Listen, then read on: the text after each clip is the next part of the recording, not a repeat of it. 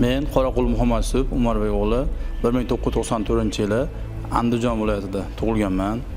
Jalag'oq tumanida dehqon oilasida tug'ilib o'sganman. Maktab davrlarimdanoq har bir o'g'il bolada qiziqish bo'ladi-yu. Misol harbiy bo'laman, forma kiyaman, vatanimga xizmat qilaman. Oddiy boladan so'rasam shunday, bizda ham xuddi shunday qiziqish bo'lgan forma kiygani. Katta to'ng'ich farzandman, ikkita ukam bor. Armiyaga borganmiz, xizmatni qilganmiz, xizmatda ko'rib, harbiylarda qilgan ishlarini ko'rib, yana ham qiziqish kuchayganda men ham harbiy bo'laman. Qiziqib shu favqulodda vaziyatlar pajarniy xodimi o'y bo'lgan 2024-yili Andijon viloyati Andijon shahar 1-yong'in qutqaruv qismiga yong'in o'chiruvchi, qutqaruvchi lavozimiga ishga qabul qilindim. O'zim ham qiziqaman jarayonga. Adashmagan ekanman. Hozir kirganimdan afsuslanmayman, xursandman, faxrlanaman shu o'zimning kasbim bilan. Bizning ishimiz o'zi qiziq, o'zini oti bilan favqulodda vaziyat deydi. Vaziyat har xil vaziyat. Bir kunda har xil vaziyat ko'ramiz. Bittasi 24 soat ichida har xil narsani sodir bo'lganini ko'ramiz. Misol uyiga borsak, bu odamga yordam beryapmiz, eshik ochyapmiz, yong'in bo'lyapti, cho'kish bo'lyapti. Bizning ishimiz, shu jarayonimiz o'zi qiziq. Shu kasb sharafli, lekin mashaqqatli. Mashaqqati o'ziga yarasha mashaqqati bor. 2024-yili yong'in xabari tushdi.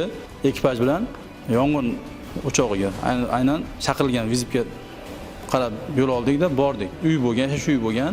Va yashash uyida 3 kishi istiqomat qiladigan bo'lganda biz borganimizda uyda egalari, ayoli va o'g'li tashqarida turgan bo'lgan. Biz borishimiz bilan birinchi o'rinda so'raymiz, misol uchun so'raymiz, ichkarida odam yo'qmi? Jarohat olmadinglarmi? So'raganimizda ichkarida odam bor, otam bor, ichkarida qolib ketdi, olib chiqa olmadik degan gapni eshitdik biz. Eshitganda men o'zim ushlab tura olmadim. Chunki kira olmaganining sababi tashqarini butun olov qoplab qo'ygan.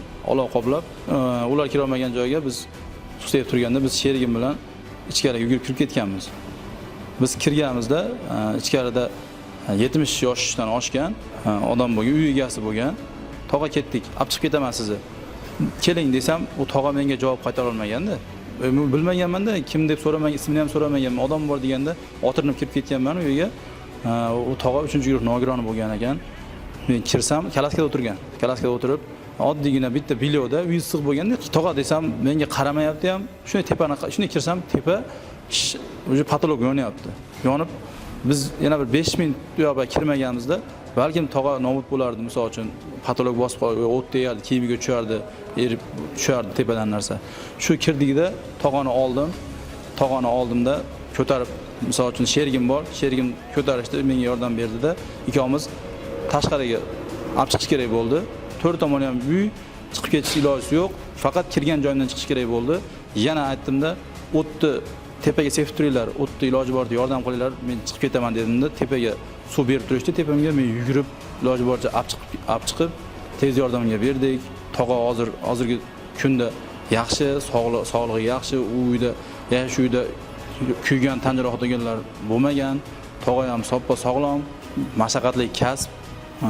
Shu kasbda ishlayotgandan faxrlanaman. Adashmagan ekanman, tanlab shu kasbni.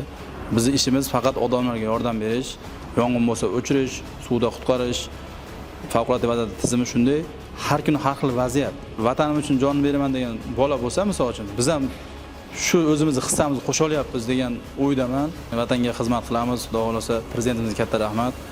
Bizga shart-sharoit yaratib beryapti. Har bir misol harbiy qismlarimiz, kasblashgan qismlarimizni yangilab berib, yangi zamonaviy mashinalarni olib kelib beryapti.